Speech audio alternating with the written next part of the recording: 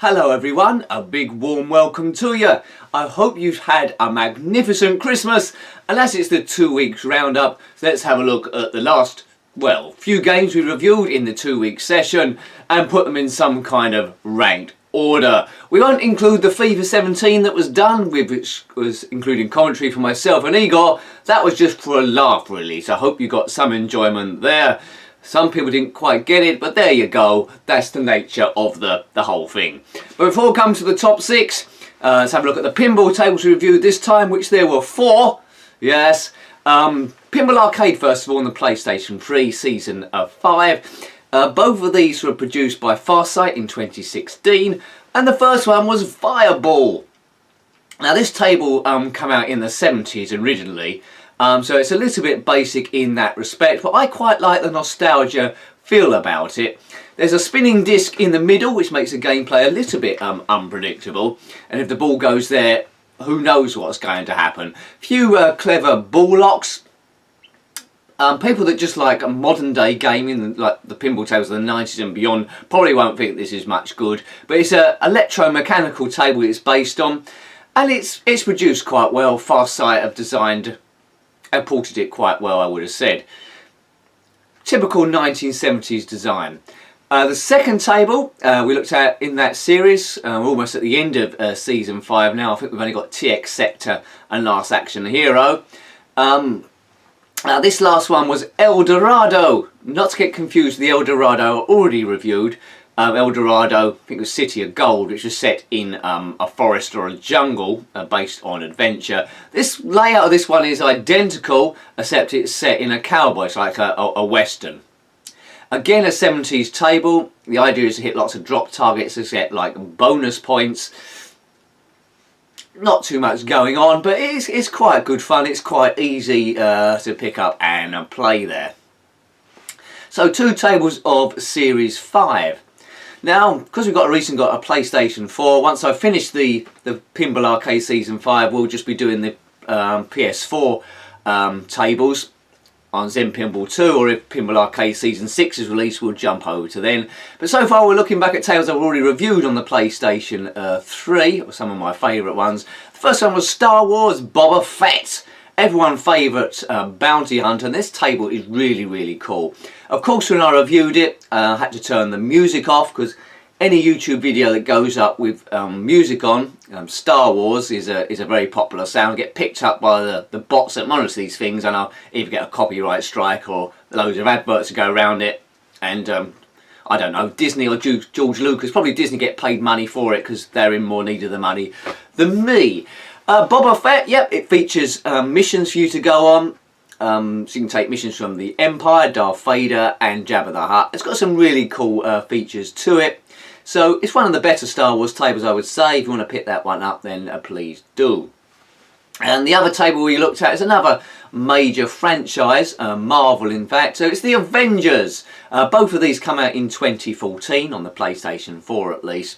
This Avengers table is pretty cool in the case that you get to choose which one of the Avengers you want to control, and it's represented by a different colour ball, i.e. the Hulk ball is green, Thor is silver and red, Black Widow's black and red, and Iron Man's red and yellow, Captain America is patterned that way, and Hawkeye too. You're all versus Loki. Really well laid out table, different ramps to activate. You can activate the Quinjet, which is their flying system, and basically you must do a battle. But you can get really a lot of gameplay out of this. There's another table called Avengers Age of Ultron, which I haven't downloaded yet, which no doubt I will do at some point. But this one is a good introduction there. Okay, so that's the pinball out of the way. Let's come to the top 6. Now, these videos have been lasting a bit longer the last few weeks. We've been doing a heck of a lot of videos, probably about 10 or round about there. But normally it won't be quite as much as this when things calm down. In 6th place, A Question of Sport on the Commodore Amiga, published by Elite in 1988. Plays a bit like a pub quiz game, a bit arcadey, but based loosely on the game A Question of Sport, the TV series, from the era of Bill Bowman and Ian Botham. Emlyn Hughes was to come later, one of my favourite people, or team captains on that. The problem with this game now, in terms of it aging, looking back, is all the questions are sports related, as you might imagine, but from the 80s and the 70s. So unless you're familiar with that area, a lot of it turns into guesswork. There wasn't too many questions I got right there. I've already reviewed this on the ZX Spectrum, the similar sort of thing. The graphics are slightly better. You get different banks of questions you select, so there's a bit of longevity there.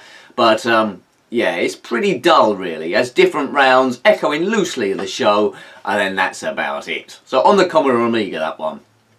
And in 5th place was another Amiga game. It was Overlander, again by Elite in 1989. So Elite, well done, you've got 6th and 5th place. Well done. Maybe a little bit cruel on this game.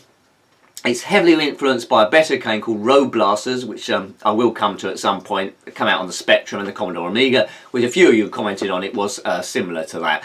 But basically, you're in a car and you must shoot stuff out the way before the time runs out and progress to the next stage. You can buy weapons and so forth. It has a dashboard and a chase view at the same time, which generally I'm not a big fan of. But there's no big steering wheel in the way, then just to get away with it. A very red display. The car's a bit slippery to control.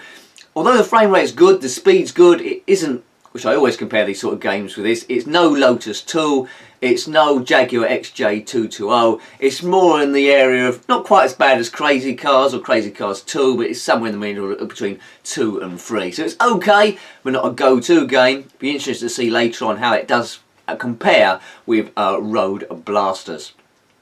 And in 4th place this time, bit of a Christmassy sort of game, sort of, if you like the Royal Mail. It's Postman Pat on the ZX Spectrum 48K, published by Alternative Software in 1989. So all of these games so far are in the late 80s.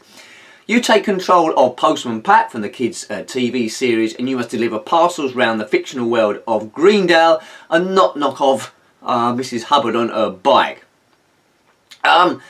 Aimed at young children, I think they would have liked this game, but the control mechanism is a bit awkward. You can control the van as easily going backwards as you can going forward. 3-point turns are a bit of a problem, and the village is pretty much spread out, so unless you know where everyone lives that you've got to deliver to, most of the time you're just driving around in no man's land. It is an exploration game.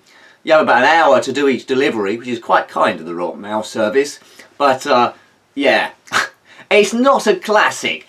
We will be coming up to Postman Pat 2 and Postman Pat 3 in the coming weeks or maybe even months, and apparently I'm told that those games are completely different from the original one, so maybe Pat gets a gun or something like that. But it's quite a funny game, but not one you want to be coming to a great deal.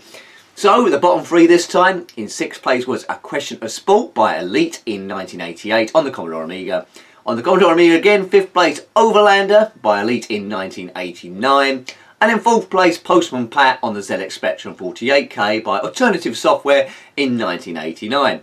Now, if you've watched all the videos and want to put these in a different order, by all means do so. It's very interesting to see what you think of the games, because a lot of these are based on your nostalgic period through life, looking back there, growing up as a kid and playing similar games. Right, top 3. In 3rd place, a football game, Premier Action Soccer by East Entertainment in 2006, so quite a bit after the 80s. It's a football game played horizontally, like a 2D display. It's quite good, this one. A lot of teams are there, the music is good. It just, what lets it down, oh excuse me, what lets it down a lot really is it plays so slowly. With all football games, you learn how to score and then you keep going to the same place and scoring from the same place on the pitch each time. I took control of England. We had 3 games on it, but I think I only won one of them. Yeah, but too slow. If it was a bit speedier, I think this game could be an absolute classic, but there's not too many controls of it. Pass, shoot, tackle, and that's pretty much it. It doesn't move as quick as Kickoff 2 on the Commodore Amiga, and there might be some other examples. When you look at the Game Boy Advance, which this was on, I prefer Steven Gerrard's football or soccer, but that wasn't quite as good either. Do check out my review on that, but we will look at a few other football games as the times go on, I'm sure.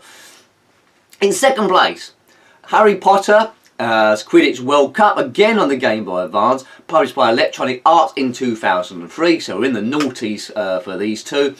Again, it's like a bit like football orientated really, one player against another player, based on the fictional game of Quidditch from the Harry Potter series. It builds you into this game. You can test your skills, learn about passes and all like special moves. The problem with it is the game's a bit flat. The idea is you progress by beating other teams to qualify for a World Cup. At the beginning you're just playing other houses in the Harry Potter world, like Ravenclaw, Slytherin and Hufflepuff. Well done, Nick, for remembering those. With the broomsticks you can't get too much height on it, and the big flaw with this game, it's nothing to do with the game at all, it's to do with the rules of Quidditch. When you score a goal in the game you get awarded 10 points. So if you're doing quite well you might get 5 goals, something like that. And at random, quite often something would happen where you have to collect a snitch, where the view of the game changes and you're just chasing this thing. Whoever gets that gets 150 points. That's worth 15 goals, and that's like renders the whole match pointless. It's just whoever gets that bit at the end. So you might as well have been just sitting at the side eating toffees and not playing at all. But it's a good game. It's got good music. It's pretty epic. It just needs to be balanced a bit better. And in first place then, what does that leave? Well, it's a very Christmassy game. I think a lot of you enjoyed it that watched that video. Come out on a few systems. It's the Snowman. It's the Snowman. On the ZX Spectrum 48K, released by Quicksilver Limited in 1984. So the earliest game of the 6 we looked at, and also the best. It's quite basic in premise.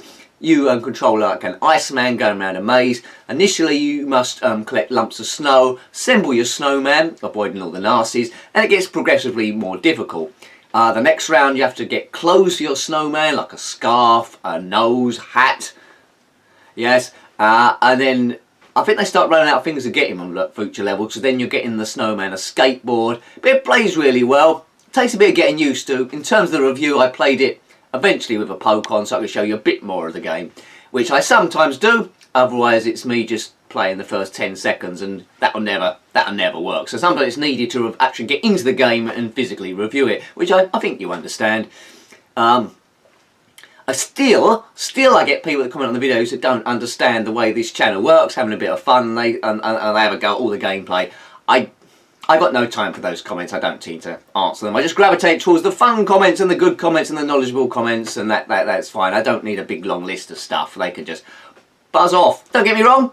I encourage comments where they say I'm not getting or something like that. That's fine. The odd comment here and then, that's good, and we all learn that way. Just aggressive comments about stuff they ignore. Anyway, so in third place is Premier Action Soccer on the Game Boy Advance by East Entertainment in 2006. Second place is Harry Potter's Quidditch World Cup by Electronic Arts in 2003. And the top of the shop this time is the Snowman on the ZX Spectrum 48K by Quicksilver in 1984. Now, a Happy New Year to everyone. If you're going out, have a great time. If you're staying in, have a great time. We're going to be doing a channel manifesto in the new year to let you know what my plans are for the channel. I'll try and keep to them, I might not, I might get other ideas, but I like to keep you abreasted because in this I feel like I'm not just talking to you, you're talking to me as well. This is a forum, we all work together, and quite often you'll suggest games for me to review, good or bad, and I'll review them as well. We'll have a go at them, and then we all comment on it, and it's all great fun. So there's no one person in charge, not me, not you. We're just about growing together and having a good old laugh. If you're suffering from stress or depression, let me lift you up, and vice versa. That's what it's all about. Looking forward to 2017. I hope you can join me for other future videos. Until next time, take great care of yourself and are very fond. Goodbye. Goodbye.